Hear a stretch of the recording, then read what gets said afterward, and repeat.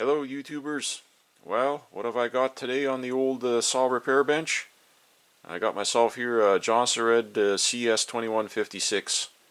If I have already posted the original unboxing video on it, you'll know that the whole story, but I'll go ahead and give a little bit of background on it here anyways. This saw I don't know nothing about, other than it was a saw that was for sale online. I made a deal with the fellow that had it for sale, and he was good enough to ship it out to me. I got it for a really good price, but he warned me it needed some work, so nothing major. The saw is actually in far better shape than I expected, but when I made the deal on the saw, I didn't care. I just wanted to get my hands on this chassis. Since I bought this saw, it's kind of ironic. I couldn't even get the Husqvarna version, which is the 357 XP, or the detuned version, which was the 359, or even a detuned Jonsered version of this saw, which was the 2159. There was four of these saws built on that chassis or that platform. I will show you bits and pieces here or whatever as I go along, as I'm swapping. I'm going to swap out this handle. I'll show you that, like I say, and I'll they went and cut the recoil rope way too short here, so I'm going to go ahead and put a new length of recoil rope in it while I'm at it, while I have it off, and like I say, I'll pop in a new present safety lever there. So anyways, we'll get right at it. So anyways, like I say, we're going to go ahead and swap out my the top handle here. Go ahead, I got some schmutz here in the... no.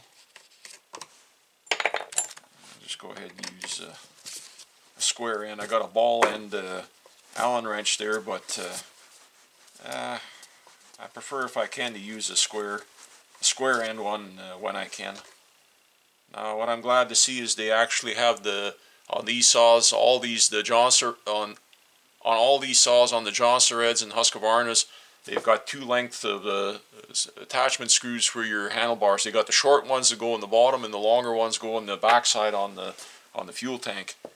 Now I see what they went and did here on this one is they went and used a mounting screw here from also when they were shoehorning this here. I see they drilled an extra hole here in this smaller handle. Like I say, this is a handlebar for like a 350 or a 346.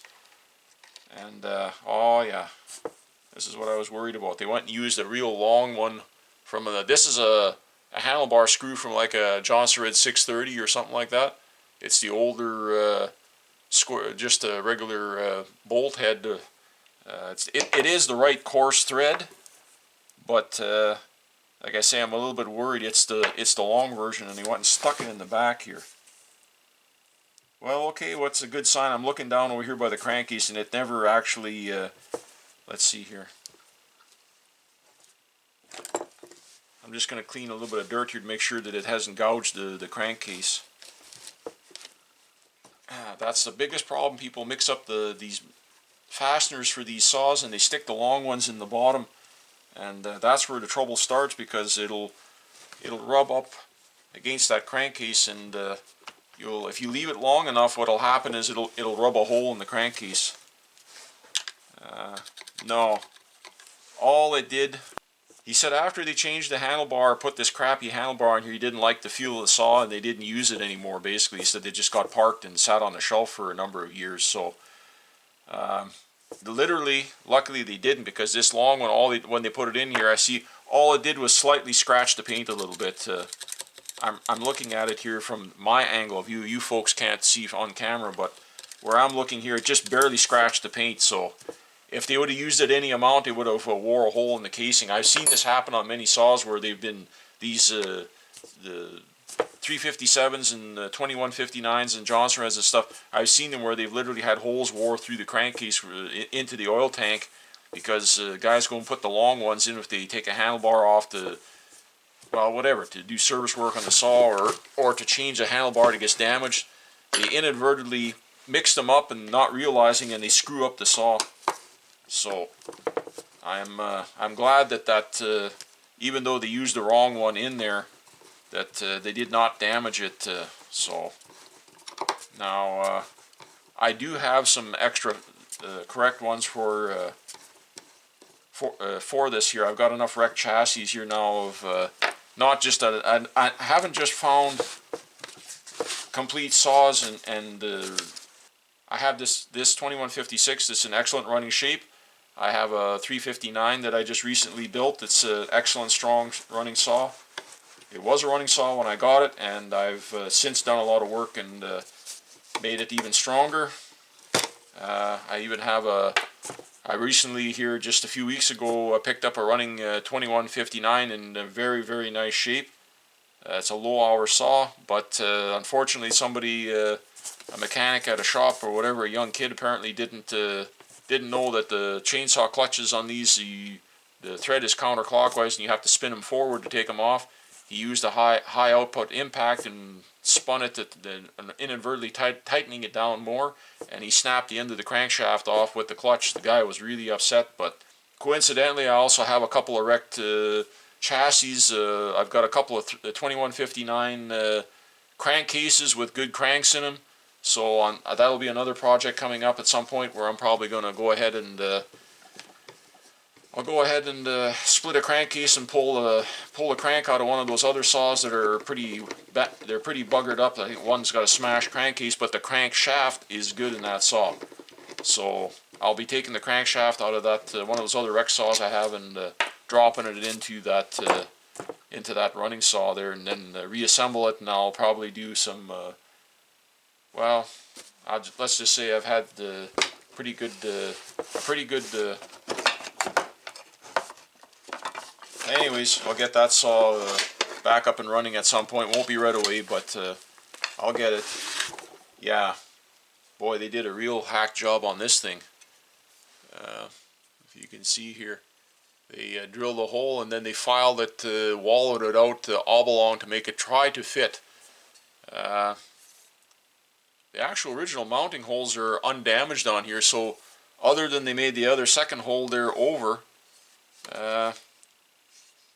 if I bend this handlebar a little bit back, I'll have a spare handle for one of my 346s, because like I say, that's what that chassis of this handlebar came off of. So anyways, we're going to start putting this thing, we got that handle off there. I'm going to go ahead here next and pull this recoil off of here. I don't think this recoil has ever been off of here. This is the looks like to be the original factory rope on there. It's not even worn that bad. Like I say, for whatever reason they went and cut the handle or whatever, broke the rope. Somebody got rough with it, and they didn't bother changing the rope. They just made a new knot and a crappy handle. Lost the original, I guess, or whatever, by the looks of it, or what it sounded like from what I was told. Anyways, they just substituted in, went to a Husqvarna dealer and got a Husqvarna handle. Didn't bother ordering a Jonsered one. I don't think they were probably too worried or too concerned at keeping things too original on here. It was just whatever parts they could find. But I've had this saw running. It runs excellent. It has mad compression. This thing is insane. It obviously was broke in properly, and it runs beautiful. Now the only thing I don't like on this saw is it's one of the earlier, not early but mid-production run saws where they had what they called the E-Tech. In the Husqvarna version they would have called it the E-Tech. In these Jonsered versions, I believe it says on the cover it's called Ulticore, but it had those catalytic converter mufflers on these saws because it's got the green gas cap, and it's got that heavy choke back restricted muffler with that extra baffling in there for that catalytic converter business. So anyways, we're going to go ahead and I had put a knot in the rope here because I had went and this saw is not even all that dirty inside. This saw hasn't been, they said everything was original, nothing been touched, and I believe them. There's only a little bit of schmutz here and there next to nothing. This saw is, you know what, I'm just going to I'll shut the camera off here at some point. And all I'm going to do is just take a rag and wipe it down and blow it off a little bit with some compressed air, and that's it. This saw is, like I say, it's an extremely low hour saw. It's in exceptionally good shape. I'm very, very pleased with what I see here so far. Oh boy, I got a knot going on here now. Now, like I say, I gotta go in my box of goodies here that I've got stored in the back of the shop here and go dig out the handlebar. I've since come across a bunch of different parts for these saws here, these 2156s and 2159s. Like I say, I've gotten almost complete saws, plus for whatever reason I've been tracking down and finding all kinds of individual parts like recoil covers and handlebars and side covers and all kinds of good stuff. So I just want to get this rope out of here. So best way to do that is to just you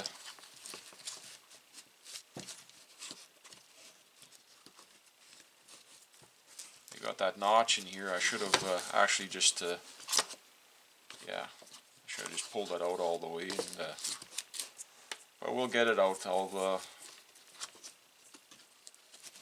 I'm going about this kind of an ass backwards manner here. I'm almost to the end here. Yeah, there we go. I am. They got this notch here, and I should have. There we go.